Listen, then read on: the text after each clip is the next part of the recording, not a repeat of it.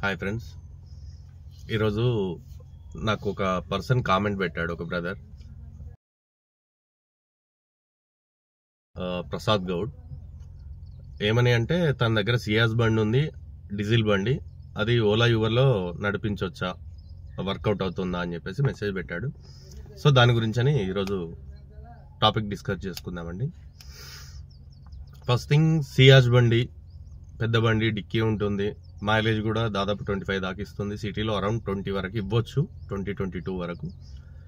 So problem ఏం లేదు, బాగానే ఉంటుంది. ప్రైమ్ వెహికల్, మంచి బిజినెస్ కూడా ఉంటుంది.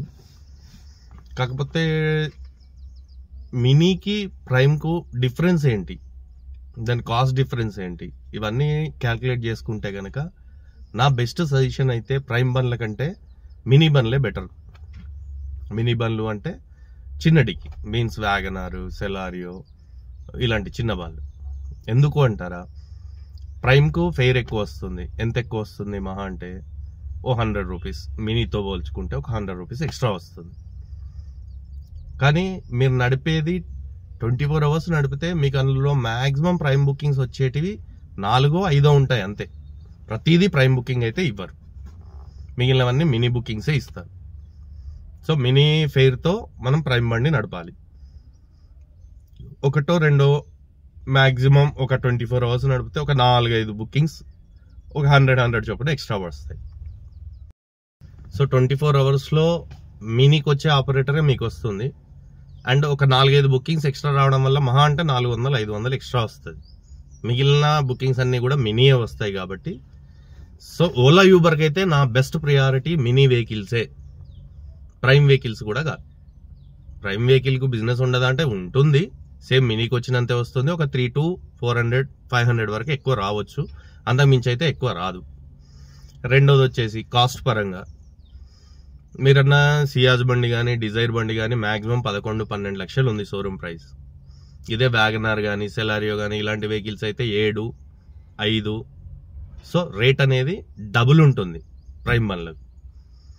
సేమ్ బిజినెస్లో డబుల్ బండ్లు అంత కాస్ట్ పెట్టి తీసుకొని ఓలా యూబర్లో నడిపివ్వడం కంటే తక్కువ అమౌంట్ తోటి చిన్న బండ్లు తీసుకొని నడిపివ్వడం చాలా బెటర్ థింగ్.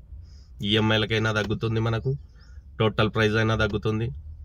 అండ్ సిటీలో ట్రాఫిక్, చిన్న బండ్లు అయితే ఎంత ట్రాఫిక్ ఉన్నా కాస్త తొందరగా వెళ్ళిపోయే ఛాన్స్ ఉంటుంది, పెద్ద బండ్లకైతే రిస్క్ ఉంటుంది. అండ్ ఇదే కాకుండా ఎయిర్పోర్ట్ పడ్డప్పుడు మినీ కంటే ప్రైమ్కి ఎక్కువ అమౌంట్ వస్తుంది. రిటర్న్లో వచ్చేసి ఎయిర్పోర్ట్ ఎప్పుడు కూడా అప్కు ఇచ్చినంత ఫెయిర్ డౌన్కి ఇవ్వడు. డౌన్ ఎంత చూసుకున్నా పర్ కిలోమీటర్ 10 రూపీస్కి మించి అయితే రాదు, ఎందుకంటే వాళ్ళ పార్కింగ్ ఛార్జెస్ అవన్నీ కట్ అవుతాయి కాబట్టి. క్యాష్ ఎక్కువ వచ్చినా పార్కింగ్ ఛార్జెస్ అవన్నీ పోను క్యాల్కులేట్ చేసుకుంటే కిలోమీటర్కు 10 రూపాయలే పడుతుంది. సో నా బెస్ట్ సజెషన్ ఏంటి అంటే, ప్రైమ్ బండి అంత పెద్ద కాస్ట్లు పెట్టి 10 లక్షలు 12 లక్షలు పెట్టి ఈఎంఐలు పెంచుకొని బిజినెస్ ఉన్నప్పుడు పర్లేదు. Every year 1 or 2 months down ఉంటుంది ఖచ్చితంగా. ఆ టైంలో ఈఎంఐలు కట్టలేక మళ్ళీ ఇబ్బందులు పడాల్సి వస్తుంది. ఇన్ కేస్ ఫైనాన్స్ ఏం లేదు, ఆ బండి ఆల్రెడీ మీ దగ్గర ఉంది, దాని మీద ఏ ఫైనాన్స్ లేదు అంటే మీకు ఏ రిస్క్ లేదు, నడుపుకోవచ్చు, దాంట్లో ప్రాబ్లం ఏమి ఉండదు. కానీ కొత్తగా కొని దాన్ని ఈఎంఐ కన్వర్ట్ చేసుకొని నడపాలి అనుకుంటే మాత్రం ప్రైమ్ బండ్లు కొత్తవి కొనడం కంటే మినీ బండ్లు, వ్యాగనార్లు, సెలారియోలు, చిన్న బండ్లనే ప్రియారిటీ ఇవ్వండి. దానివల్ల మీకు ఈఎంఐ తగ్గుతుంది, ఇన్కమ్ సేమ్ ఉంటుంది.